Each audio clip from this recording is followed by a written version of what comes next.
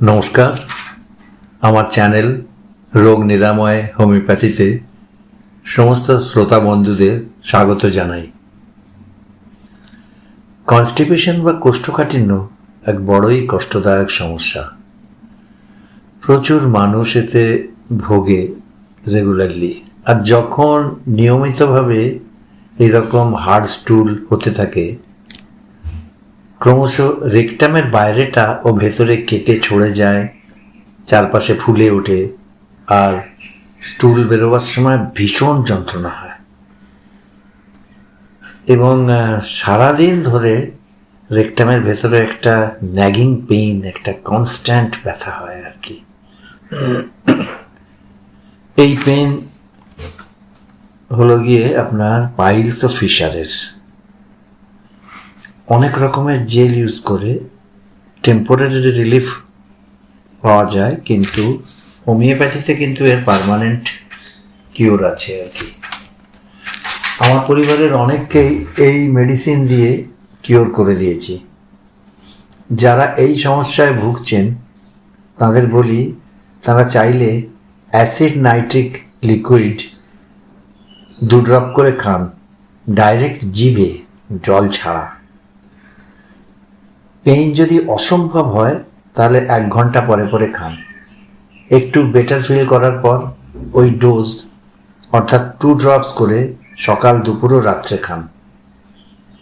এইভাবে 15 দিন খাবার পর সপ্তাহে 3 দিন করে 15 দিন, এবং তারপরে সপ্তাহে 2 দিন করে 15 দিন। ডোজ কিন্তু সেই সেম থাকবে, অর্থাৎ 2 ড্রপ করে যখন খাবেন 2 ড্রপ করে জিভে নেবেন আর কি, ডাইরেক্ট। এইভাবে এটা করার পরে আর দরকার নেই, দেখবেন এই সমস্যা মুক্ত হয়ে গেছেন আপনি। তবে কমার পরেও কিন্তু এইভাবে মেডিসিনটা আমি আপনি যখন ধরুন 3 দিন খেলেন, খেয়ে কমে গেল, তখন ছেড়ে দেবেন না। যে ধরনের বলা আছে সেইভাবে আপনি পিরিয়ডটাকে কভার করবেন, সেইভাবে ওষুধ খেয়ে। প্রথমের দিকে যদি খুব পেইন থাকে তাহলে অ্যাসিড নাইট্রিক খাওয়ার 1/2 ঘন্টা পরে 2 ড্রপস সালফার 30 দিনে, সকালে, দুপুরে ও রাত্রে খেতে পারেন। তবে পেন কমে গেলে সালফারের 30 আর দরকার নেই।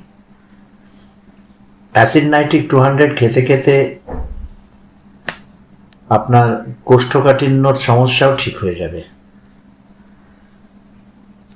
আপনারা অবশ্যই এতে ফল পাবেন, এটা আমার বিশ্বাস। এবং আমরা সকলেই, আমার পরিচিত যারা আছেন সকলেই এটা ব্যবহার করে ফল পেয়েছেন, 100% মুক্ত হয়েছেন তারা।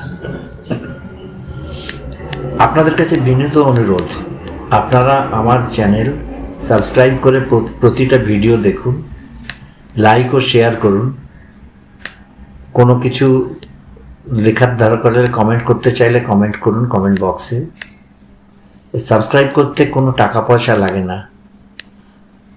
আপনারা উপকৃত হলে আমাকেও এই হেল্পটা করুন কাইন্ডলি, যাতে আমি এই ব্যাপারে এগিয়ে যেতে পারি, আপনাদের নানান রকম হোমিওপ্যাথির ব্যাপারে পরামর্শ দিয়ে যেতে পারি। এই চ্যানেলে আমি কোনো প্রেসক্রিপশন দিই না, আমার অভিজ্ঞতা শেয়ার করে পরামর্শ দিই। আপনারা চাইলে এ ব্যাপারে কোনো প্র্যাকটিসিং হোমিওপ্যাথের চেম্বারে দেখিয়েও নিতে পারেন। আজকে এখানেই শেষ করছি। ভালো থাকবেন, সুস্থ থাকবেন সবাই। নমস্কার।